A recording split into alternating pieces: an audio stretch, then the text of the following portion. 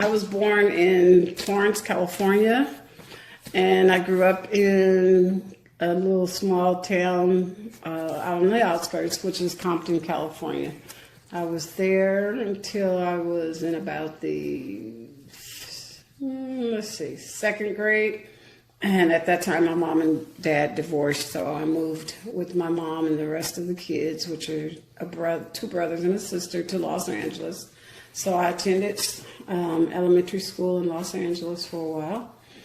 And I'm kind of going back. He was the assistant principal of the junior high school in Compton, and he made sure that we were educated to things that normally, African-American kids probably wouldn't have experienced. He took us on, we went on a big trip.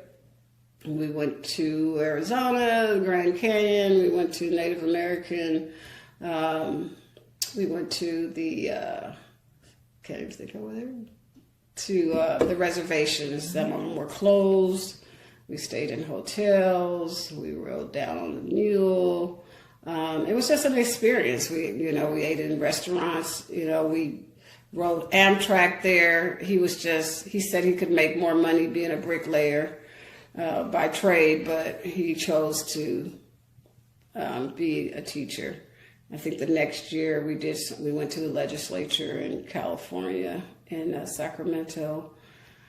Did some other touristy things and political type things. So he was really a big influence for me. He's the one who took us on the tour of University of Southern Cal.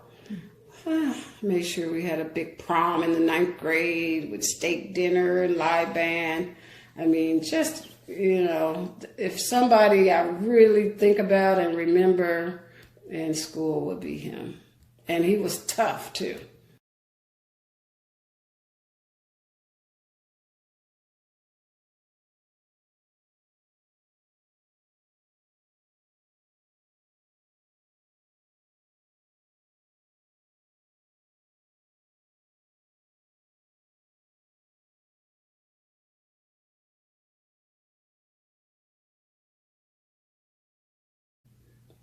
My dad was murdered after college, and he was in Compton in the business, the family business. And what's important about that is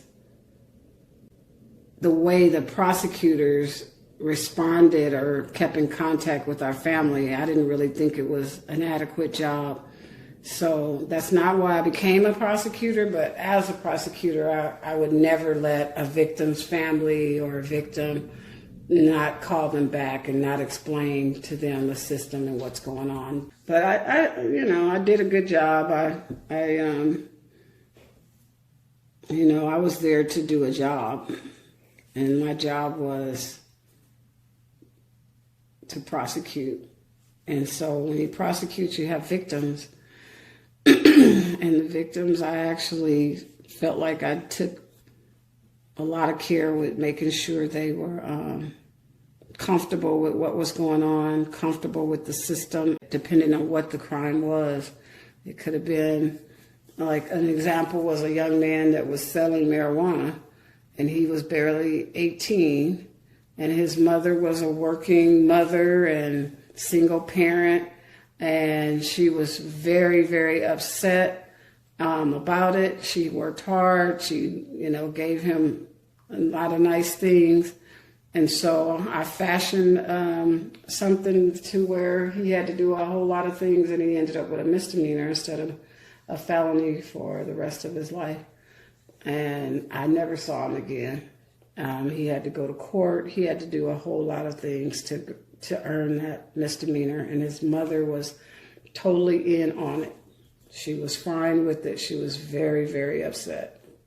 So sometimes you can, work things in that manner, instead of creating a situation where they're a felon the rest of their life and that's just it from